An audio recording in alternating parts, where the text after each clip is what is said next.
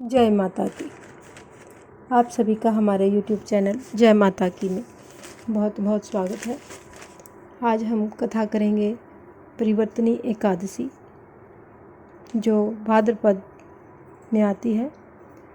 उससे पहले यदि अभी आप हमारे चैनल पर नए जुड़े हैं तो कृपा करके चैनल को सब्सक्राइब कर लीजिए और घंटी जैसे दिखने वाले बटन को भी दबा लीजिए ताकि आने वाली नई वीडियो की नोटिफिकेशन आप तक पहुंच सके।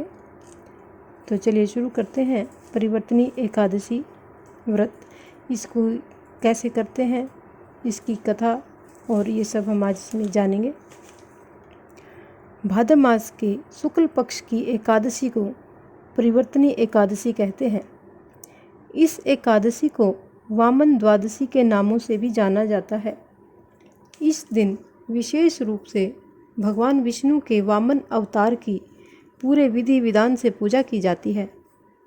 माना जाता है कि भगवान विष्णु योग निद्रा के दौरान इसी दिन करवट बदलते हैं, इसीलिए इसे परिवर्तनी एकादशी कहा जाता है।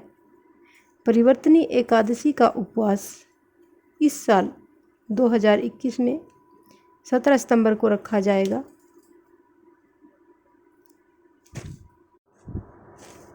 विद्वान लोग परिवर्तनी एकादशी के महत्व को इस प्रकार बताते हैं कि जो लोग एकादशी का व्रत विधि विधान और श्रद्धा के साथ रखते हैं उनकी सभी मनोकामनाएं पूरी होती हैं। इस दिन भक्त अपनी श्रद्धा और सामर्थ्य के अनुसार फलाहार या निर्जला व्रत रखते हैं। इस एकादशी के दिन भगवान विष्णु के वामन स्वरूप की पूजा होती है। इससे तीनों ही लोकों की पूजा भी हो जाती है। मान्यताओं के अनुसार इस समय चातुर्मास चल रहा है। इस दौरान भगवान विष्णु योग निद्रा में होते हैं। देवशयनी एकादशी के दिन यह योग निद्रा में चले जाते हैं। 4 माह के पश्चात वे देव उठनी एकादशी पर योग निद्रा से बाहर आते हैं। तब हिंदुओं में विवाह, शादी, मुंडन, उपनयन संस्कार आदि प्रारंभ होते हैं।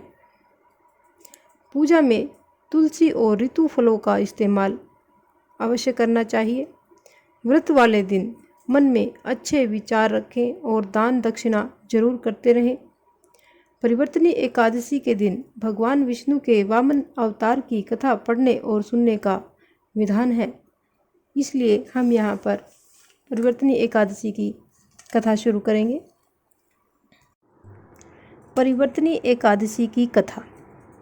त्रेता युग में प्रहलाद का पुत्र राजा बलि राज्य करता था।